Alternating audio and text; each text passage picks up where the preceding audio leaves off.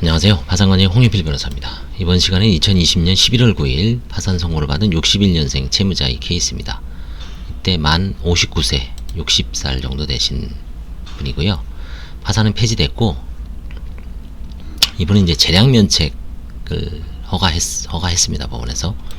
면책 불허가 사유가 있었어요. 일부. 하지만 이제 뭐 여러가지 재반 사정을 감안해서 면책은 됐습니다.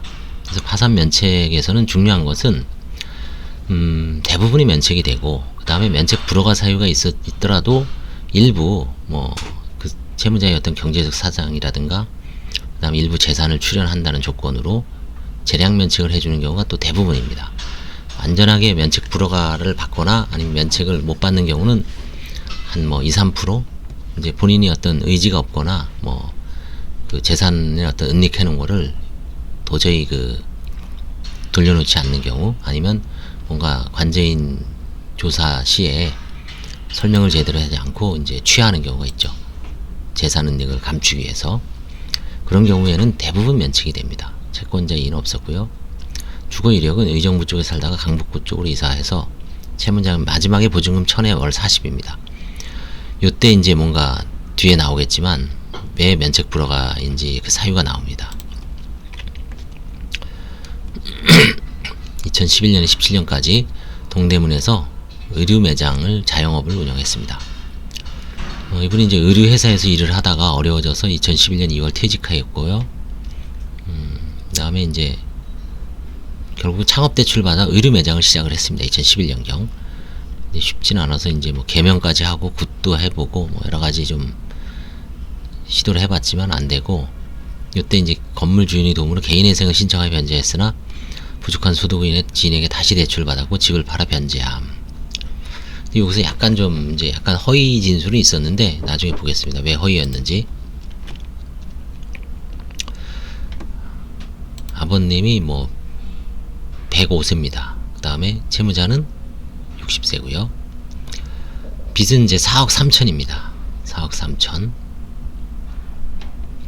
지금 채무자 명의 보증금은 1000만원인데 이거는 부동산을 매각한 대금 중 일부를 이제 잔존 갖고 있는 거고요. 그 다음에 스포티지 2005년 100만원 정도 됩니다.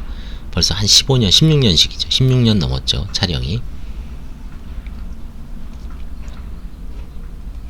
얼마 전에 이제 중고차 기사에서 보니까 우리나라는 이제 한 3년에서 4년 지나면 차값은 무조건 반으로 떨어진다. 그 다음에 이제 외제차는 더 많이 떨어지고, 그 다음에 한 7~8년 정도 되면은 한 500 미만으로 다 떨어지는 것 같아요. 거기다 이제 연식이 좀 키로수를 더 오래 타면 200~300으로 떨어지고, 그게 이제 공식 같습니다. 3~4년의 절반, 7~8년이면 반의 반, 이런 식으로. 실제 차량 환가가 파산 절차에서는 많이 이루어지진 않습니다.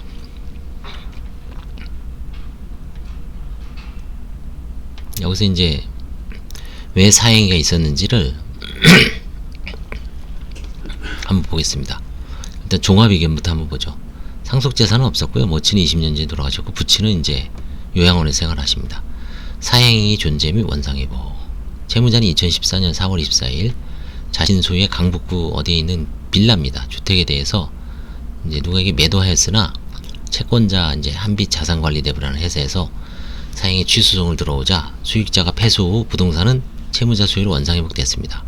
이 채권자가 이제 경매를 신청하자 2017년경 개인회생을 신청을 했습니다. 개인회생을 신청한 이유는 개인회생되면 이제 중지 금지 명령이 내려지죠. 경매도 중지됩니다. 시간을 버는 거죠. 그래서 이제 인가되고 한 1년 정도 있으니까 인가되고, 당연히 그 가압류는 말소되고 채권자는 경매를 취하할 수밖에 없죠. 그리고 2019년 10월 2일 날 그때 아마 부동산이 올랐어요. 그래서 1억 6천만 원에 매각을 했고요.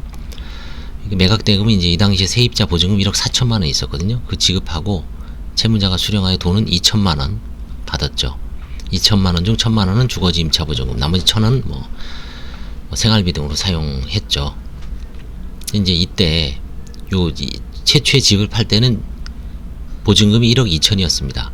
그 사이에 보증금을 2천 더 받은 거죠. 올려받아서 1억 4천이 된 거죠. 그 2천만 원도 사용했겠죠. 그러니까 총 이 주택에서 4천을 빼먹은 거죠. 시간을 끌면서 몇 년 동안 한 6년 정도. 그래서 뭐 1년에 한 그걸로 개인회생 변제금도 내고 뭐 생활비 썼겠죠. 그래서 1년에 해봐야 한 1,000만원 조금 안 되죠. 큰 돈이 채권자들 입장에서는 큰 돈이지만 뭐 이게 이제 사행위가 되고 뭐 면책 불허가 사유에 해당되지만 지금 현재 잔존 재산은 그리 많지 않아서 면책을 허가한 사건입니다. 이거 나오죠. 이 채무자의 사행위는 채권자들에 대한 불이익한 처분이죠. 401호를 매도했고 이제 사행위를 획책한 것 같습니다. 이 사람하고 짜고 이제 소송 시간을 끌면서 한 1년 정도 걸렸어요. 이 소송도 어떤 아무리 쉬운 소송도 사행위도 뻔한 소송이라도 하면 한 8개월에서 1년 정도 걸리죠. 채권자가 경매를 신청하자 개인회생을 신청하여 인가결정으로 가압류를 말소됐고 이 채권자는 경매를 취하했습니다. 이 경매 취하할 때 아마 좀 그 채무는 갚을 가능성도 있습니다. 얼마 안 됐으면. 그래서 이제 파산 들어오기 한 몇 달 전에 부동산을 이제 매각을 했습니다. 어떻게 이 매각을 해서 이제 1,000만원 생활비 쓰고 1,000만원 지금 현재 보증금으로 갖고 있죠. 채무자가 5년 동안 사행위와 개인회생 신청을 통하여 채권자들이 권리 행사를 방해하여 불이익하게 처분한 사실이 있죠. 그러나 이 기간 동안 임대차 보증금 증액분 2,000만원과 매매시세 차익 2,000만원을 소득이 없는 상황에서 생활비와 개인회생 변제금으로 사용하고 특별히 재산을 은닉한 건 없기 때문에 뭐 재량 면책으로 이제 종결한 사안입니다. 감사합니다.